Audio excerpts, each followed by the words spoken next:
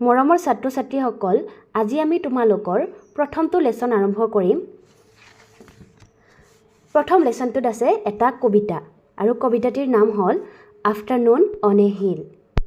Afternoon on a hill মানে হ'ল এটি পাহাৰৰ আবেলি। প্ৰথমতে আমি কবিৰ পৰিচয়টো জানি লওঁ। আফটাৰনুন অন এ হিল এই কবিতাটোৰ কবিৰ নাম হ'ল এডনা ছেইণ্ট ভিনচেণ্ট মিলে। প্ৰথমতে আমি কবিৰ সৈতে পৰিচিত হ'ব লাগিব। ইয়াতে কবিতাটিত যিটো ST বুলি আছে, ST ডটটোক আমি কেনেদৰে পঢ়িব লাগে? চেইণ্ট বুলি পঢ়িব লাগে। এতিয়া তোমালোকে চাই যোৱা about the poet. Edna Saint Vincent মিলে is an American poet and dramatist. Edna Saint Vincent মিলে এগৰাকী আমেৰিকান কবি আৰু নাট্যকাৰ। She was born on February 22, 1892 at Rockland, Maine, US.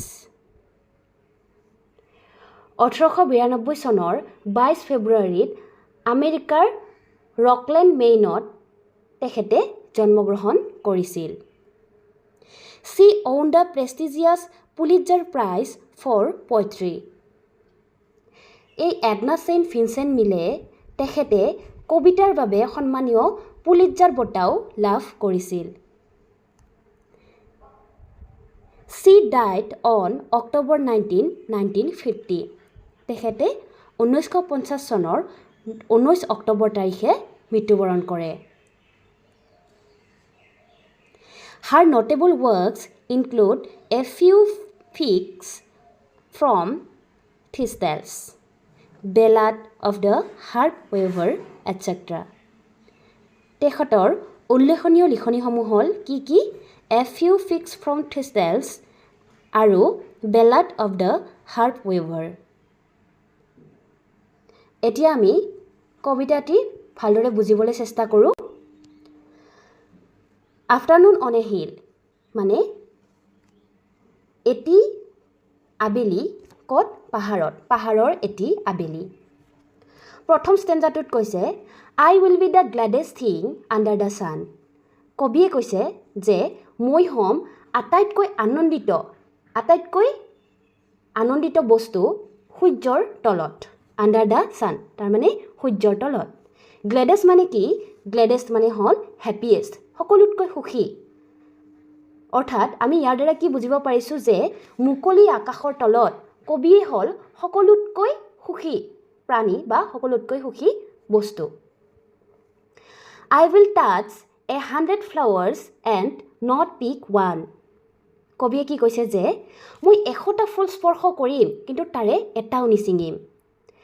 কবি মুকলি আকাশৰ তলত থাকিব আৰু কবিয়ে 100টা ফুল টাচ কৰিব পাৰিব। টাচ কৰা মানে স্পৰ্শ কৰা, কিন্তু তেওঁ এটাও নিচিঙিব। প্ৰথম ষ্টেঞ্জাটোত এইখিনি কৈছে। আমি দ্বিতীয় ষ্টেঞ্জাৰে আহোঁ। I will look at cliffs and clouds with quiet eyes. কবিয়ে কি কৈছে যে মই শিল আৰু ডাৱৰলৈ চাম। I will look at cliffs মানে হ'ল শিলাময় ঠাই, শিলেৰে আবৃত ঠাই, আৰু ক্লাউডছ মানে হ'ল ডাৱৰ। তো কবিয়ে কি কৰিব? ডাৱৰ আৰু শিলৰ ফালে চাব উইথ কোৱাইট আইজ মানে নিস্তব্ধ চকুৰে। Watch the wind bow down the grass and the grass rise. লগতে কবিয়ে কি চাব? যে বতাহে কেনেদৰে ঘাঁবোৰ ডুৱাই নিয়ে, আকৌ ঘাঁবোৰ কেনেকৈ থিয় হৈ পৰে, সেই দৃশ্যটো তেখেতে নিজৰ চকুৰে চাব। এতিয়া আমি থাৰ্ড ষ্টেঞ্জাৰলৈ আহোঁ। থাৰ্ড ষ্টেঞ্জাৰত কি কৈছে? And when lights begin to show up from the town. কি কৈছে? যেতিয়া সন্ধিয়া নামিব তেতিয়া চহৰৰ লাইটবিলাক জ্বলি উঠিব। I will mark which must be mine and then start down.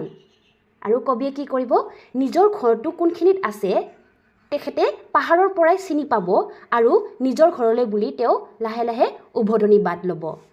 অৰ্থাৎ সন্ধিয়া যেতিয়া কবিয়ে পাহাৰখনৰ ওপৰত লাইটবোৰ জ্বলি উঠা দেখিব তেতিয়া কবিয়ে ওপৰৰ পৰাই নিজৰ স্থান বা নিজৰ ঘৰৰ লাইটখিনি চিনি পাব আৰু লাহে লাহে পাহাৰৰ পৰা নামি আহিব এইখিনিয়ে কবিতাটোত কৈছে এতিয়া আমি আৰু এবাৰ কবিতাটো ভালদৰে পঢ়িম যেহেতু তোমালোকে ভালদৰে ৰিডিং পঢ়িব জানাটো জৰুৰী হয় সেইকাৰণে Afternoon on a hill I will be the gladdest thing under the sun I will touch 100 flowers and not pick one I will look at cliffs and clouds with quiet eyes watch the wind blow down the grass and the grass rise and when lights begin to show up from the town I will mark which must be mine and then start down কবিতাটিৰ কবিৰ নাম হ'ল Edna সেইণ্ট Vincent মিলে আশা কৰোঁ তোমালোকে ভালদৰে কবিতাটো বুজি পাইছা আৰু আকৌ যদি তোমালোকে ভালদৰে বুজি পাইছা তেনেহ'লে চেনেলটো সাবস্ক্ৰাইব কৰি দিবা আৰু লগতে নিজৰ বন্ধু বান্ধৱীৰ সৈতে চেনেলটো শ্বেয়াৰ কৰি দিবা আকৌ আমি নেক্সট ভিডিঅ'ত লগ পাম ধন্যবাদ